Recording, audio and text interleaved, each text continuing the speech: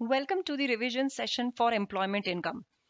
First thing, employment income को assess करते हैं हम received or due whichever is earlier के basis पे, especially bonus को. कुछ expenses ऐसे होते हैं जो directly allowed होते हैं, कुछ होते हैं जिन पे अलग rules होते हैं. So at least जो directly allowed हैं, let's first cover them. पहला, एक्सपेंडिचर वो जो बिजनेस की परफॉर्मेंस के लिए, ड्यूटीज की परफॉर्मेंस के लिए एक्सक्लूसिवली इनकर किया गया हो. दूसरा, ट्रैवल एक्सपेंसेस घर से टेम्पररी वर्क प्लेस तक का. ध्यान रखना, कम्यूटेशन एक्सपेंसेस यानी कि घर से ऑफिस, ऑफिस से घर कभी भी अलाउड नहीं होता है. टेम्पररी वर्क प्लेस पे अगर आप जाते हैं, वहां के कोई ट्रैवल एक्सपेंसेस हैं, they are exempted as an allowable expense. ये टेम्पररी वर्क प्लेस क्या होती है? जहां एम्प्लॉय लगातार 2 साल तक अपने ऑफिशियल ड्यूटीज के लिए विजिट करता है, जाता है. तीसरा अलाउएबल एक्सपेंस, क्लाइंट विजिट पे किया गया खर्चा.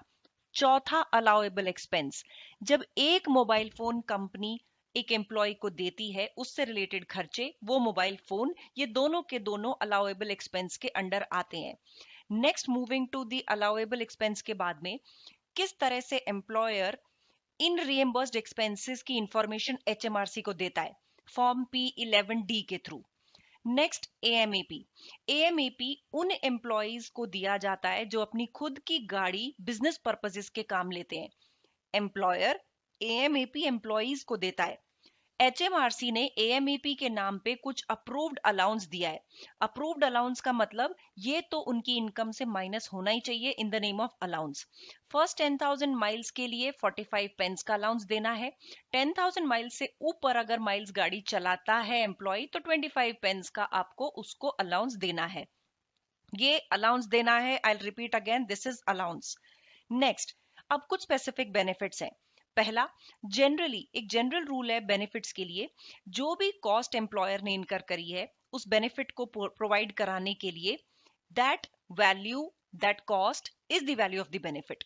नंबर 2, क्रेडिट टोकन्स यानी क्रेडिट नोट्स या फिर credit cards.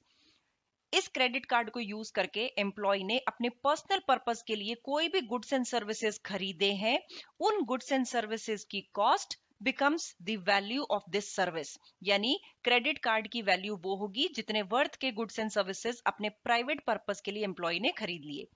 Next important point, living accommodation. Living accommodation के दो चार्जेस होंगे, बेसिक चार्ज और एडिशनल चार्ज. बेसिक चार्ज होता है दो वैल्यूज में से higher value, annual value of the property जो क्वेश्चन में गिवन होती है. दूसरा, rent paid by the employer. इन दोनों में से जो भी ज्यादा हो, that is your basic charge. Next सवाल ये आता है कि एडिशनल चार्ज कहां लगाना है. एडिशनल चार्ज वहां लगेगा जहां पे cost of accommodation is more than 75,000 pounds, यानी कि घर महंगा वाला घर है. तो आपकी कॉस्ट ऑफ अकोमोडेशन 75,000 से जितनी भी ऊपर है, उसका 2% is the additional charge. Now the question arises, ये कॉस्ट ऑफ अकोमोडेशन क्या है? आपको इसमें ओरिजिनल कॉस्ट लेनी है या फिर मार्केट वैल्यू लेनी है. मार्केट वैल्यू कब लेनी है, उसकी कुछ सिचुएशंस हैं. हम यहाँ पे लेते हैं ओरिजिनल कॉस्ट आपको लेनी है, प्लस इस साल से पहले हुए वे कोई भी कैपिटल इंप्रूवमेंट. इस साल के improvements normal repair and maintenance में आएंगे, लेकिन उससे पहले वाले आपको कैपिटलाइज करने हैं. कॉस्ट ऑफ प्रोवाइडिंग अकोमोडेशन में मार्केट वैल्यू कब लेनी है? मार्केट वैल्यू जब ये दो कंडीशन सेटिस्फाई हो, दोनों की दोनों सेटिस्फाई हो, तभी लेनी है. यानी ओरिजिनल कॉस्ट तो 75,000 से ऊपर है ही है. एम्प्लॉयर ने ये घर 6 साल से भी पहले अक्वायर किया था, when it was first provided to the employee. यानी एम्प्लॉय को देने से 6 साल से भी पहले का खरीदा हुआ घर है. इसकी ओरिजिनल कॉस्ट 75,000 है. जब ये दोनों कंडीशन सेटिस्फाई होंगी तो कॉस्ट ऑफ प्रोवाइडिंग अकोमोडेशन में ओरिजिनल कॉस्ट की बजाय मार्केट वैल्यू ली जाएगी. अब सवाल ये उठता है कि मार्केट वैल्यू तो लेंगे, मार्केट वैल्यू किस डेट की लेंगे? जिस दिन अकोमोडेशन पहली बार एम्प्लॉय को प्रोवाइड की गई है. This is about living accommodation. Next, JRA, job related accommodation. Job related accommodation का value of benefit is always nil. इसके नेक्स्ट आता है इससे रिलेटेड खर्चे, यानी कि लिविंग अकोमोडेशन. हम बात कर रहे हैं इस लिविंग अकोमोडेशन की. लिविंग अकोमोडेशन के साथ साथ कई बार एम्प्लॉयर घर से रिलेटेड खर्चे भी एम्प्लॉय को देता है. उसका बेनिफिट क्या होगा?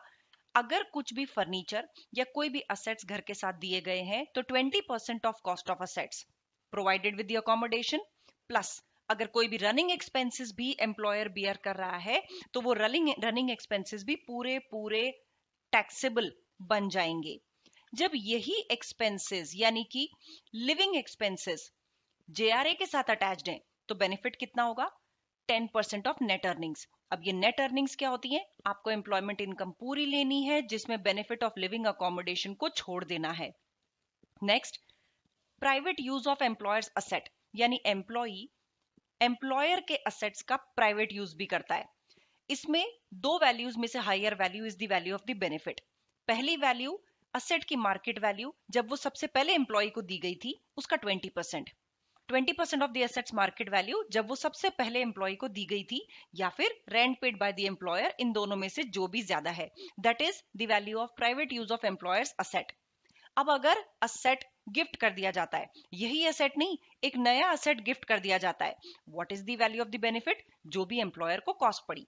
लेकिन अब वो केस लेते हैं जहां पे पहले एम्प्लॉय को एक आइटम यूज करने के लिए दिया जाता है और उसके बाद में वो उसको गिफ्ट कर दिया जाता है। वेरी इंपॉर्टेंट क्लॉज, इसको इंपॉर्टेंट मार्क करना। बेनिफिट हम लेते हैं वन और टू में से जो भी ज्यादा है। पहला, जिस दिन आपने असेट गिफ्ट कर दिया एम्प्लॉय को उस दिन की मार्केट वैल्यू। नंबर टू, जब सबसे पहले असेट एम्प्लॉय को दिया गया था यूज करने के लिए उस दिन की मार्केट वैल्यू, माइनस आज तक इस असेट के नाम पे एम्प्लॉय ने कितना वैल्यू ऑफ बेनिफिट पे टैक्स दे दिया। इन दोनों वैल्यूज में से जो भी ज्यादा है that is the value of the benefit when private used asset is gifted to the employee. ये बहुत इंपॉर्टेंट है, इसको ढंग से करना। नेक्स्ट इंपॉर्टेंट चीज आती है motor car. Motor car provide की जाती है कंपनी की तरफ से एम्प्लॉयर की तरफ से एम्प्लॉय को। ये इसकी वैल्यू ऑफ बेनिफिट डेफिनेटली निकलेगी list price into appropriate percentage.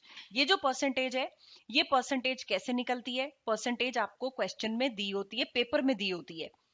37% से ज्यादा इसकी रेट नहीं निकल सकती।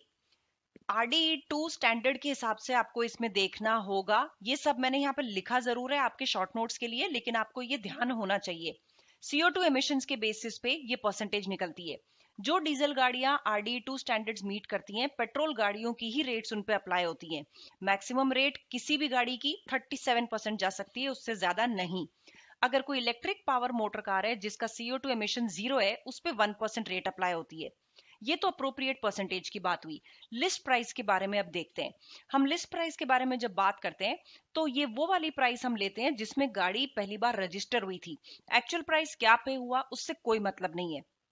उसके अलावा अगर कभी भी किसी भी पॉइंट ऑफ टाइम पे कोई भी एसेसरीज उसमें डाली गई हैं, वो एसेसरीज भी हम लिस्ट प्राइस में जोड़ते हैं। माइनस हम इसमें कर देते हैं अगर एम्प्लॉय ने कोई भी कंट्रीब्यूशन किया है इस गाड़ी की परचेज के टाइम पे, तो वो मैक्सिमम 5,000 पाउंड तक का अमाउंट माइनस करने में लिया जा सकता है। एम्प्लॉय ने हो सकता है 10,000 पाउंड पे किए हो, लेकिन आप माइनस 5,000 ही करेंगे। एम्प्लॉय ने हो सकता है 2,000 पाउंड पे किए हो, तो फिर आप 2,000 पाउंड को माइनस कर देंगे। सो बेसिकली मैक्सिमम 5,000 पाउंड तक का अमाउंट ही डिडक्ट किया जा सकता है। Next, pool cars. Pool cars के केस में कोई बेनिफिट नहीं होता। Next, private fuel. 24,600 का स्ट्रेट अमाउंट है, उस पे हम अप्रोप्रिएट परसेंटेज लगा देते हैं। ये वही वाली परसेंटेज है जो कार बेनिफिट के टाइम आपने कैलकुलेट की थी, जो हर 5 ग्राम पे कुछ रेट कैलकुलेट कराता है। Then point number 13, benefit of private use of van. Van के लिए फ्लैट रेट यानी पूरे साल का एक अमाउंट होता है। ये अमाउंट आपको क्वेश्चन पेपर में दिया होता है। ये एनुअली अगर यूज वैन का कर रहा है एक एम्प्लॉय, प्राइवेट यूज वैन का कर रहा है, 3,500 पाउंड्स का वैल्यूएशन पूरे साल का है। अगर इसी वैन के साथ उसको फ्यूल भी दिया जाता है तो 669 पाउंड्स पूरे साल का वैल्यू ऑफ बेनिफिट बन जाता है। लास्ट बेनिफिट जो आता है that is beneficial loan. Beneficial loan होता है, आप अगर ORI पे ऑफिशियल रेट ऑफ इंटरेस्ट पे करते, यानी 2% पे करते, तो क्या पे करते माइनस एक्चुअल में आपने क्या पे किया। अब इसके लिए फिर वही दो मेथड्स होते हैं, एवरेज मेथड और एक्चुअल मेथड। दोनों में आपको कैलकुलेशन आनी चाहिए। याद रखने की बात क्या है, कोई बेनिफिशियल लोन का बेनिफिट अराइज नहीं होगा इन दो सर्कमस्टेंसेस में। पहला, लोन एक स्मॉल लोन है, मतलब 10,000 पाउंड तक की वैल्यू का लोन है। दूसरा, लोन एक ऐसे पर्पस के लिए लिया गया है जो खुद टैक्स रिलीफ के लिए एलिजिबल है, यानी कि आपके एम्प्लॉयमेंट में प्लांट एंड मशीनरी खरीदने के लिए, आप एक एम्प्लॉय कंट्रोल्ड कंपनी का पार्ट है और आपको इसके शेयर्स खरीदने हैं। ऐसे ही अगर पार्टनरशिप है तो कैपिटल कंट्रीब्यूशन के लिए और बिजनेस में काम आने वाली प्लांट एंड मशीनरी खरीदने के लिए। तो ये दोनों के दोनों पर्पसेस टैक्स रिलीफ के लिए एलिजिबल होते हैं। अगर लोन इसी पर्पस के लिए लिया जा रहा है तो उस पे अराइज होने वाला इंटरेस्ट या उस पे अराइज होने वाला बेनिफिशियल लोन का अमाउंट वो आपका बेनिफिट नहीं बनता। That is exempt, that is not considered to be a benefit. इसके बाद में ये कुछ लिस्ट थी, ये लिस्ट मैं आपको बोलूंगी आपको जरूर से रिवाइज करनी है। इनको एक्सप्लेन नहीं करूंगी, you can just read out. बाकी जो प्रोविजंस मैंने समझाए they are very important, do not miss them. And we here end employment income. Thank you so much and take care.